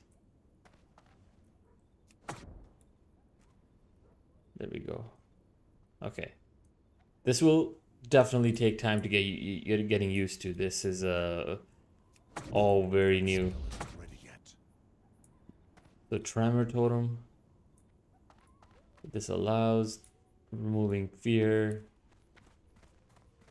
Okay, and then poison is removing. Okay. Very cool. Very cool. It's part of me just wants to place these here. Like this is like my cleansing. I kind of want to do it like. How do I do this?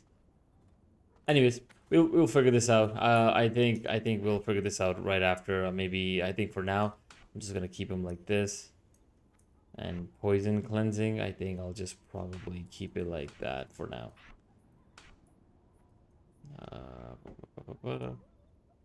Yeah. And then we'll see how we go from there. All right, let's head to the auction. Clean out our bags.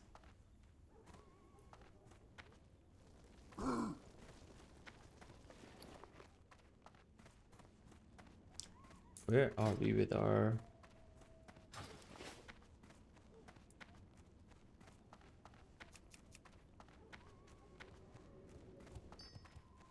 I feel like I got a few more.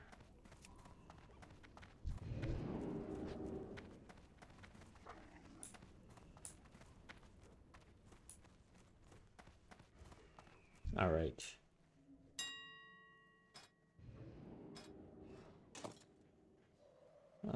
this sells for 20. I think I'm gonna try selling it for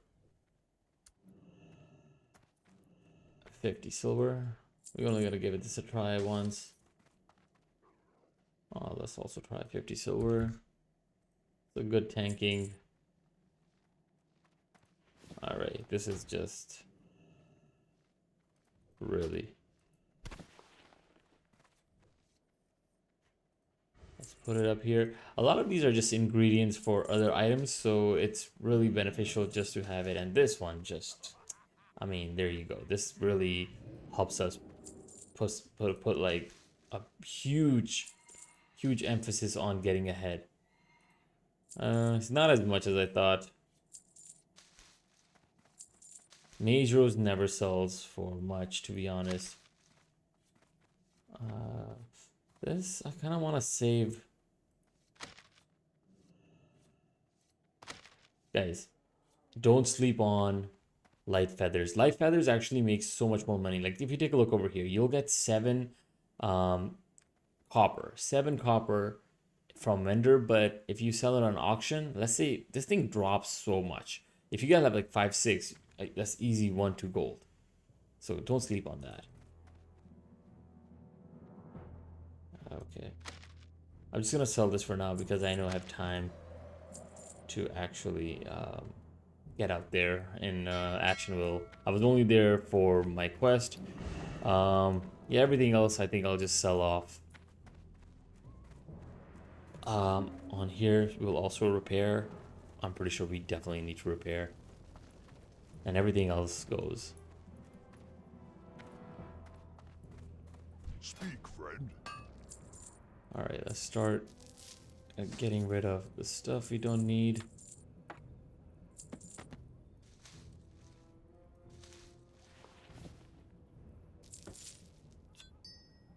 And I'm keeping this because I know I'm gonna get buffs.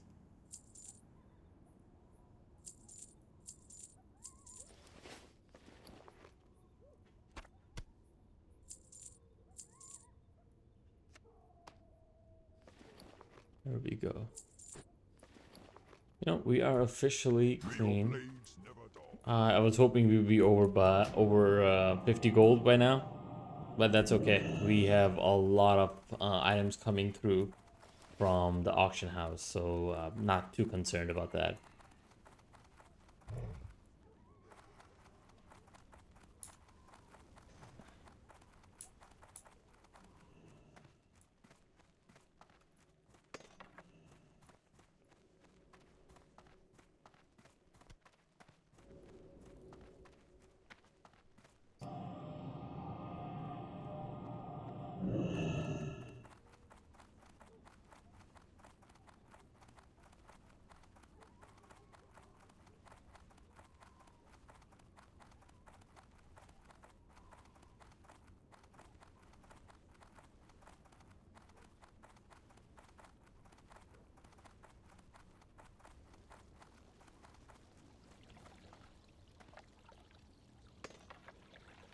All right, guys.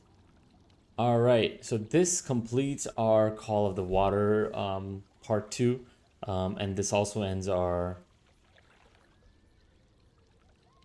So this finishes up the main objective that we had set for our mind, completing the Call of the Water. We got our healing stream totem, which was the main one, which concludes our day 14th of our Architect's Log. We had a lot of cool adventures. We were able to travel to Eastern Kingdom for the first time. We got to see Undercity and few small towns along the way, especially Torren Mill in Hillsbrad was a very interesting architectural critique we did. We also did a very minor critique in Ashenville.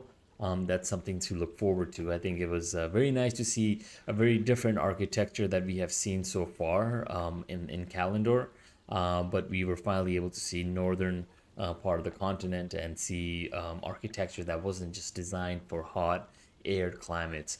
But yeah, this is gonna wrap it up. Architect's Log 14 complete. I will see you in Architect's Log 15.